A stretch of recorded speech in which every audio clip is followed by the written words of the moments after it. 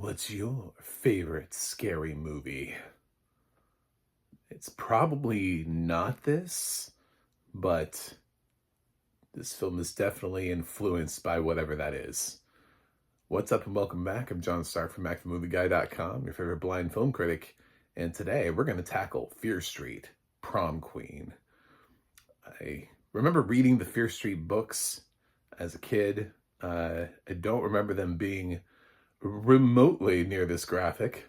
Uh, I think we've taken that a little bit to the extreme. I remember being able to sit through the Fear Street books and being a little bit more edgy than Goosebumps for R.L. Stein's taste. I don't think he had a book that was written specifically for adults. I read that. I can't remember the name of it. Like Slash or something, Stab, or I don't know, something. It was like one word title. That one was maybe a bit into this. Now we're just like, just gore, cutting people open, ripping out body parts, intestines. This movie is gory as shit. I'm not even gonna try to hide that from you. This movie is like, for a slasher movie where a lot of times the killer just stabs somebody and walks away. No, no, this movie is mean-spirited. I think some people have caught on to that. It's not necessarily getting the greatest reception. I kind of wish better things for this movie. Before I get into it, I also have to do my, oh my God, he's still getting work for Chris Klein. I always like to roll into everything that I do with any sort of bias, and I've never really thought Chris Klein was a good actor. And I'm absolutely shocked this man is still working. Uh, this is amazing. He's part of the adult cast, which includes like Catherine Waterston and Lily Taylor, objectively two better performers than him. But this is mostly about the kids anyway. So let's get into it. This takes place in the 80s. I think 1988 is the actual time. So not a lot of running around with cell phones and texting each other, which is actually making for a much better choice collectively, because while I need you to like and subscribe, which are like totally electronic things, and I'm reaching to you through a social media platform, movies like this just work better when you can't just immediately call or text somebody, you know? So, or have like, or call yourself an Uber to get out of there's something about this old school way of just kind of being stranded, you know? Power's out, what do you do? I don't know. Nobody has the internet, so DJ's actually having to work with actual like physical media instead of just like a playlist from a phone. So it's an actual like skill instead of just assembling a playlist on your phone and just plugging your phone in. So yeah, there's a lot of stuff to celebrate there. So I'll go ahead and give it a point. We're gonna give it a point just for being in 1988 and recognizing the strengths that put us in 1988. So it's on the board. What else gets it on the board? Actually, I didn't think any of the teen cast was bad. Some of them were just written into really strong archetypes. So obviously the film is about prom and the lead up to it and who might win prom queen. There's ultimately kind of this sort of dichotomy between Lori, who's maybe sort of like an average girl who's not quite with the in crowd, and there's this girl Tiffany who seems to sort of be the centerpiece of this thing they call the wolf pack, which is like, imagine the plastics if the plastics were sort of on crack, and kind of I don't know, somehow more insane than the plastics are played for laughter. The wolf pack is played like they cut a bitch, you know, like like they uh if it wasn't for the fact that it's extremely obvious who's not the killer, it's pretty easy to like to rule people out early in the film. So you see the killer doing things in this, and it's one of those films where they're trying to pull like a Michael Myers or a Jason, where the killer is always seen wearing the same thing with a mask. So it's not like Scream, where like the character has to like run, put on the ghost face costume, and then come back. Nah, the killer is just the killer in a costume. It's like a red slicker thing with some sort of disturbing face mask. Um, and that's that's the go-to. My frustration with it is that there's like one scene where he's like alone in some sort of workspace. I don't know, plotting something. Who knows? But it shows him sort of like alone. Dude's still got it. He's still got the slicker on with the face mask on, and you're just like, you just never take that off? Ever? You should wear that in the shower, take a bath in it, go to sleep in it. Like, you should live in that all the time. There's no one around. He's in his like secret lair. He's still like fully. I don't know, it's like for the effect of the audience. And I guess like Jason and Michael Myers do that too, maybe. We've never really explored them in sort of like a dramatic depth to know like when they're not killing people, when they do go to bed at some point, when all the killing is done and they turn in for the night, are their masks still on? Do they sleep with the knife in their hands? Like, these are choices. So, um, eh, this movie has a promise of just a ton of gore at certain points because there are way too many characters in this movie. So either everyone's going to die or people are going to be left at the end. So it's trying to figure out like who would be left at the end because it's either going to be just a sheer bloodbath. And since this character, I guess I'll spoil it and say it's not a supernatural-ish killer. Like this is not some sort of like demon that rose from the pits of hell. There's like an actual like person. I won't tell you who it is, but no, they're not like, this isn't like The Haunting or something like that, where this person can like travel through walls and then like, I don't know, rip through rooms with, you know, and throw fire bolts or there's nothing crazy in here happens. So it's, uh, they pretty much have to actually manually kill people, which is surprisingly easy in this movie because no one seems prepared for anything. People pretty much walk to their deaths.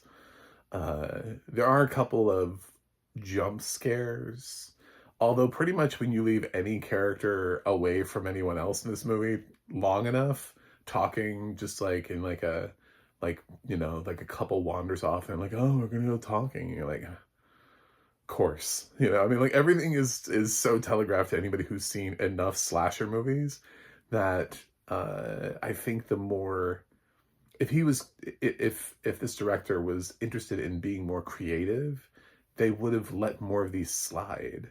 You know what I'm saying? Like they would have played it to where people could actually sort of leave prom, have a conversation, and then come back. But the whole film just kind of becomes about the popular kids just keep noticing that their numbers are dwindling, and they're like, where did our friends go? That's kind of a spoiler. I'm sorry. But the movie is also kind of dumb. So the movie's so obvious. Until I will give it credit and say until it's not. But even that, I was like, oh, okay. So we're doing something here. So I guess I'm trying to avoid direct spoilers, but also I have to communicate why the film does or does not work at the same time. So I think the film is sort of inherently uh, tough because for the most part, every time leaves somebody who goes off on their own, like in every horror movie ever, you know. I was even watching like the tropes of, you know, did they run up the stairs? Did they run down the stairs? Like nobody runs out the front door, right? So like the kind of stuff they make fun of in Scream. Um, Randy's rules. You got to play by Randy's rules. Do they make sense here? And actually they kind of do. So I I don't know. Once you get a good grasp of the characters, which is really hard to get a grasp of the entire cast because again, there are way too many fucking people in this cast. I know they had to fill out the prom with a whole bunch of like random teenagers, but they're teenagers that I did not care whether or not they lived or died. There are characters that had things happen to them that I was like, you know what? I forgot you were in this. I don't know who you are. I forget if you're one of the cool kids, the popular kids, or you just standing there. I do not remember you. So there were people in this who were just like, oh no, he's cool. All right, well, I don't know who that was. Um, but there are some characters who sort of make an impact because they're given a little bit more, what do I want to say, time, um, in order which to, uh, I don't know, develop their, again, sort of like one-notisms. sort of, there's this one character that I hated from the beginning. I was like, this character is definitely gonna die. He's such a douche, but he's like one of those like douche. There's the fun character. My favorite character is the kid who's the DJ. He's funny. He feels nerdy. He feels like the Randy of the movie, but they sort of underutilize him because he's trapped in the DJ booth the whole time, so he can't go anywhere because he actually has to physically DJ discs. But this sort of asshole, he calls him a fifth year senior. Um, he's like, "You're gonna play the music I want you to play," even though the girls, the ones that he keeps trying to hit on, want different music. He still is like, "No, we're playing my music. Hey, ladies, what's up?" And like, we just what? I'm like, this character's so poorly written. He's so stupid that he doesn't even know how to like function around women. Like he's supposed to be like I don't know, like the typical jock who's like, "Sup, ladies, want to go hang out? Want to go bang? Let's do that." But he can't even read the room when the girls are like, "Can you play some Prince?" And he's like, "No, we're not gonna do that. It's my prom, my music." It's like this character's obnoxious. So I hated him. Um, and I, it's, I don't know. Tiffany's got sort of like her other plastics. Like she comes into the room in the most hilarious fashion when she's introduced when they're reading off the prom queen thing, and they do like every single dance move possible, like anything that was maybe popular in a club, like the Running Man. I don't know, the Cabbage Patch. Like all these dances are all happening in this montage of Tiffany and her two cohorts doing this insane entry when they're like, where are the other prom queen nominees against Lori? Because it's like, I guess they're all nominated. So and they all walk in this ridiculous like outfit, like they're all set up together. I mean, I have questions. Like, if I wanted to do a spoiler review, I have more questions. I have a lot of questions. I have a lot of questions for the director. Like, we would be sitting here. He'd have to not be able to leave, though. I'd be like, "So what were you thinking?" Because he's a writer director, and I'd be like, "So what was your motivation behind this choice? What was your motivation behind this choice? What were you trying to say with this choice?"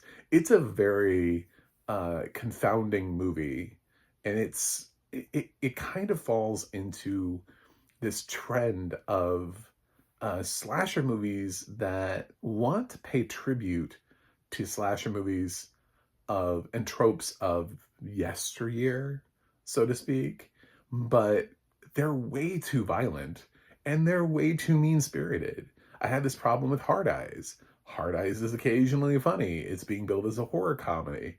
Some of those kills are mean spirited kills. They're a little too much, even for a film that is billing itself as a horror comedy. And if you look at other horror comedies that are sort of in that genre, most of the kills are not nearly that graphic or that or like mean. You know, Cabin in the Woods are they're the kind of things that you can laugh at.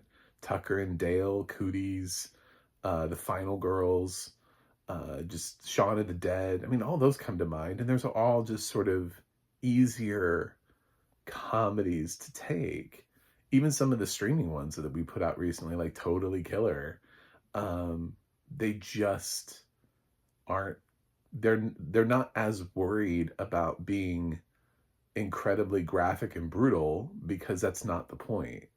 So here, Killer Prom Queen, which really wants to harken back to 1988, is trying to be like the, uh, oh, let's talk about the kills.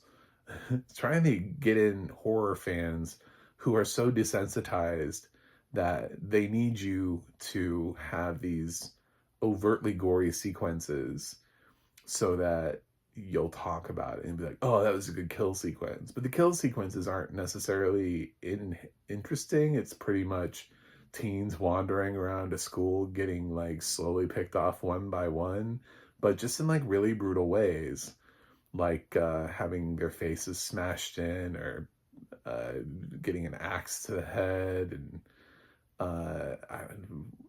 uh, there's one girl that's shown like, and the person she's with, I guess, can't see, and she's like walking to her friend, and then like her intestines fall out.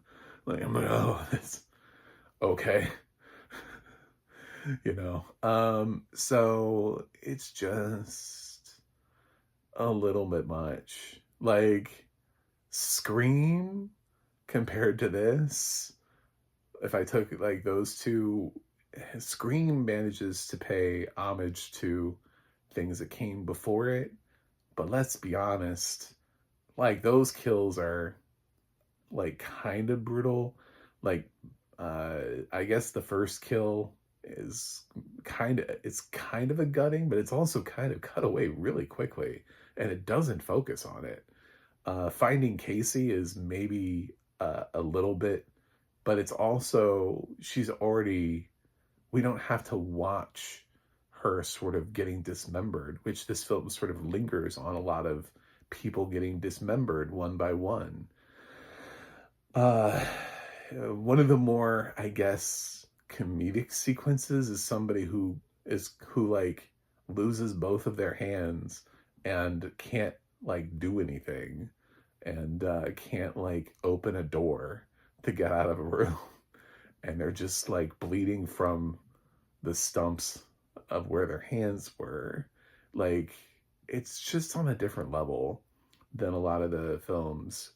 Um, so yeah, I think now that now that audiences are used to seeing these kinds of things, thanks to like an onslaught of torture porn coming up in the 2000s, I don't know, horror buffs having more access to widespread of things, and there always have been gorier films like the Hellraiser franchise, but that's not what this is. Teen slasher movies have been like sparingly gory, but not every kill. A lot of kids just get like slashed in the throat and they die, or they just get stabbed, and like that was enough, and we walk away. That doesn't really happen here. You lose a body part, you get decapitated, you get your guts ripped out.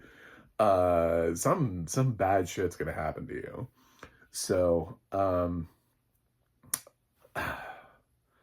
it's okay. It's okay for what it is. I know it's bordering on unintentionally campy. It's like it's a trying to be, but it doesn't feel like it's trying to be. It just is, because it doesn't feel like it wants to be a horror comedy, but it ends up falling into this almost of a campy nature throughout most of the times, because of sort of these unintentionally sort of hokey choices that it makes. Uh, this is tough. I kind of feel the same way I do about Hard Eyes, where there are things here that are good. The cast is strong. Um, the couple of characters that actually get any sort of development are fine. I just don't know any of them. Ariana Greenblatt is in here, but when I saw the character that she played after I checked the cast, I was like, I don't even remember which one that was, which is kind of the problem with the cast at large, is there are so many of them that at certain points, unless you're one of the sort of like main, I don't know, like 6 characters, there are like 15 others that are just casually mentioned throughout. And I think she was one of them. I don't really remember.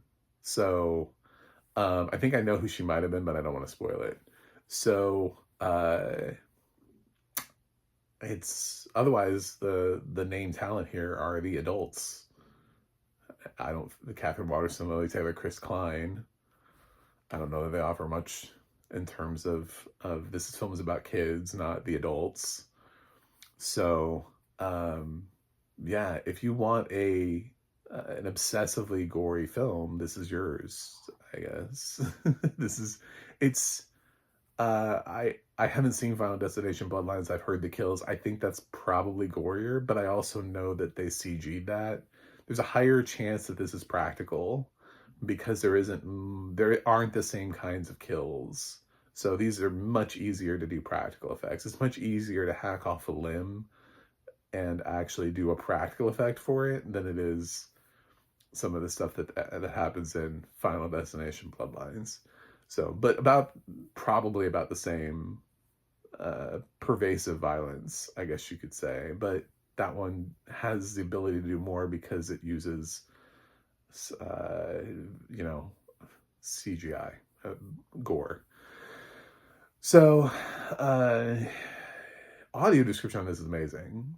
I immediately texted a friend who's blind. I was like, this is a great audio description track. It's International Digital Center. It's written and narrated by Liz Gutman, who is amazing. We sometimes talk a little bit about performative audio description, and people are like, I like my audio description not to be. I like my audio description to reflect the film and to kind of complement it. I thought Liz was just fucking great here. Absolutely, 100%. What she does is sort of when tension mounts, also her narration mounts at the same time. So when there's a kill sequence, she seems like she's actually invested in the kill sequence instead of just listing horrific shit that's happening or not trying to act like, oh, this character is being chased. Will they live? Will they die? I don't know. That kind of thing. So it does kind of, and then sort of towards the end of the film, when it becomes off the rails, when the film loses itself towards the end, it kind of, even through that, I thought she maintained it. And the description of the gore is amazing. There's actually sort of an intro sequence to this where they try to give you introductions to all the characters. They can't introduce all of them. There are too many of them. So that would be, if they did that, oh my God, that would be amazing. It'd be like 15, 20 minutes of the movie. It would just be introducing every single one of these kids and be like, this is this kid. He's the kind of, and this is so-and-so. He's this, and this is the guy who, I mean, there's some characters who are just like, I don't know, they just have no impact. So it does a pretty decent job of sort of introducing you from the beginning, which gives you a lot of character introductions. And I thought the depth of description in the character introductions was really good. Also, the kill sequences are really well described for how violent they are, in terms of letting you know where the gore is coming from. And I have to say the highlight, even though I, again, think it's mean-spirited. I just think some of the stuff is, the one that's maybe played for laughs is the guy who loses his hands and can't open the door, and he's struggling to try to get a doorknob open, and he just keeps bleeding all over the door handle. So, well described. So, should you watch Fear Street Prom Queen? That's on you, man. I think if you are a horror movie junkie, you've already seen shitty horror movies this year, because I have. Shudder has a problem with putting them out, and you've probably been interested in one of those weird, awful, horrific Winnie the Pooh, Blood and Honey knockoff things. Now we have for like Mickey Mouse, and there's one for Peter Pan. Bambi's got one this year. If you're watching that kind of shit, this is way better than that. So none of those movies are good. Those are all terrible movies because they're rushing to make them. So instead of taking a step back and being like, okay, this is in the public domain, what's the best way we could possibly do this? Everybody's trying to be first. They're trying to make the first inappropriate movie using those characters. So um yeah, I think probably you're gonna watch worse movies than this year. I've seen worse horror movies than this. There's just something about this that I kind of wish it had leaned a little bit more into the slasher genre, and instead of every single death in this movie being like at least a 5 on a scale of 1 to 10 in terms of gore, I don't think there's anything that I would put below that. Uh Not really. I can't really think of something where I'm like, oh well, that was that was pretty easy. I think everything in here is like kind of like, oh god. So um there's a kill that happens off screen and then they find the body, so I guess that's questionable. Because it's like, I don't know, we didn't see the, maybe maybe that was. But yeah, so it's not, yeah, it's not a happy fun time movie, but there are people who relish for this kind of thing. I'm actually going to lean slightly positive on this because in general, I liked the cast. I liked the kids who were working with nothing. And these kids are like the most inexperienced actors. I mean, they only have a couple credits to their name. I clicked on some of them, and aside from Ariana Greenblatt, I didn't really know any of them.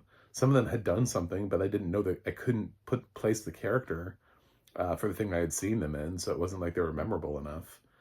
Um, they all did fine though. There wasn't a single teen actor that I thought was bad.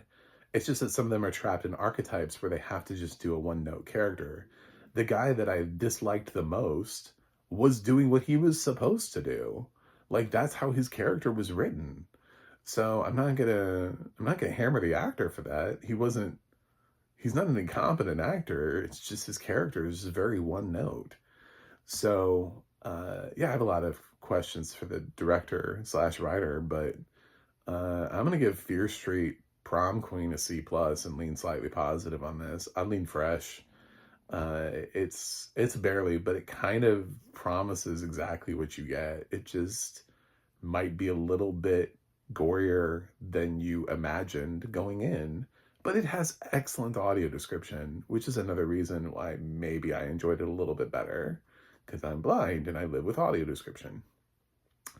So anyway, thanks for watching. Thanks for subscribing, and click like and subscribe, and I'll see you guys on the other side.